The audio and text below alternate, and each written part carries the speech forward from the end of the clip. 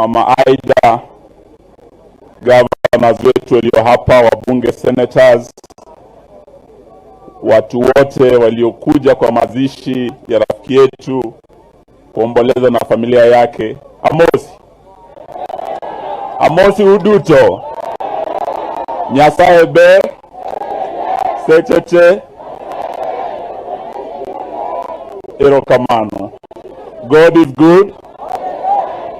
We say God is good all the time, even at such painful times.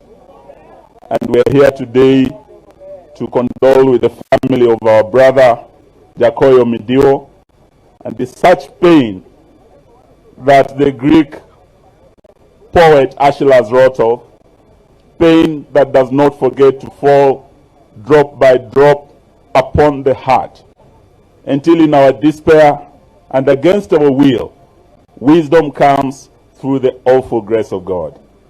May the good Lord give you the grace and the strength to carry on. We're only here to say pole to you, but to also pray with you and for you. Jakoyo was a good friend of mine. I knew him when we were in the 10th Parliament, when I was Member of Parliament for Saboti, and he was Member of Parliament for Game.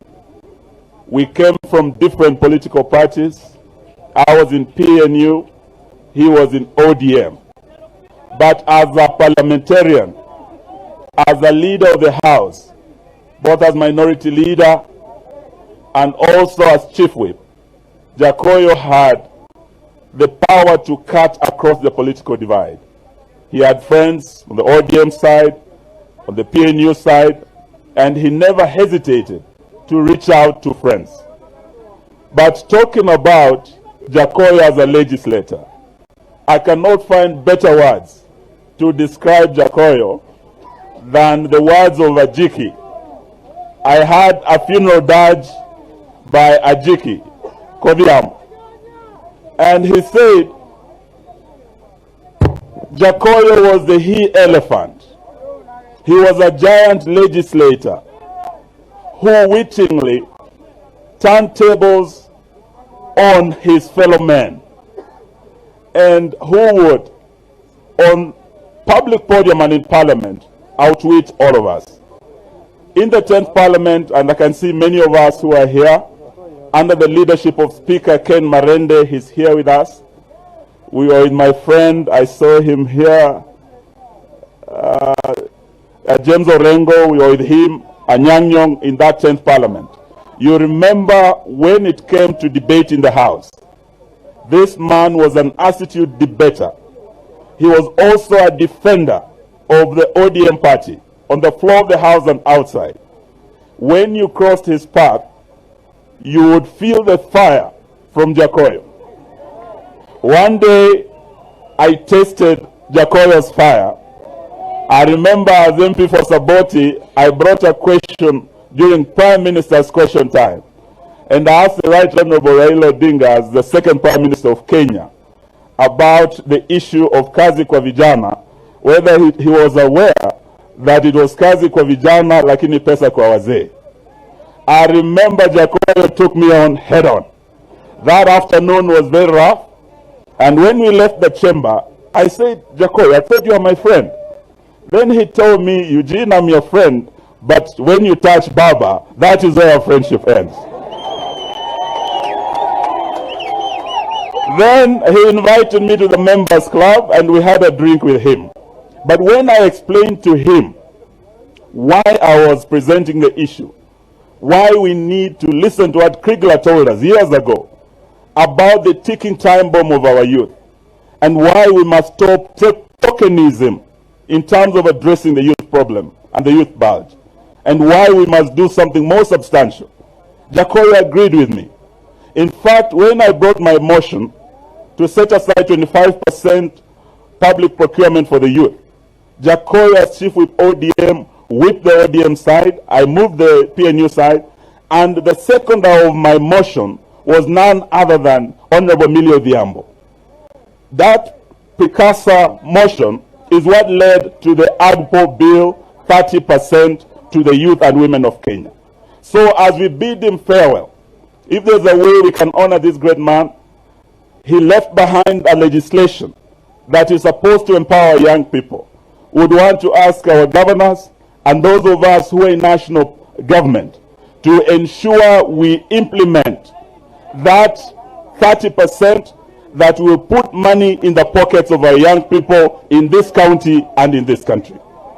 Lastly, we want to say that when it comes to legislation, and I see many legislators here today, as we celebrate a first-class legislator who had a razor-sharp mind on issues legislation, we must also look at the future of our country and future of legislators. Jacoy was a learned man. We've been told he had several degrees, but he never believed that education or a degree was the only measure or yardstick of leadership. Just like his namesake Washington, George Washington did not have a college degree, but he was a great American president. Winston Churchill, one of the greatest prime ministers of England, did not have a degree, but he was a great leader. And Martin Luther King once said that it does not take a college degree to make a leader. It only takes a heart full of grace and a soul full of love for your country and your countrymen, and you can be that leader. Therefore, as Jacoy lives, I want to urge our legislators, and I'm happy I've seen Kipchumba Murkomen and his team. Some are already leading amendments to the act that will deal with the issue of degrees being a qualification for election. Let me leave that to you, but say thank you very much the people of Game. Mimi nimekuwa hapa na Jacoy mara nyingi.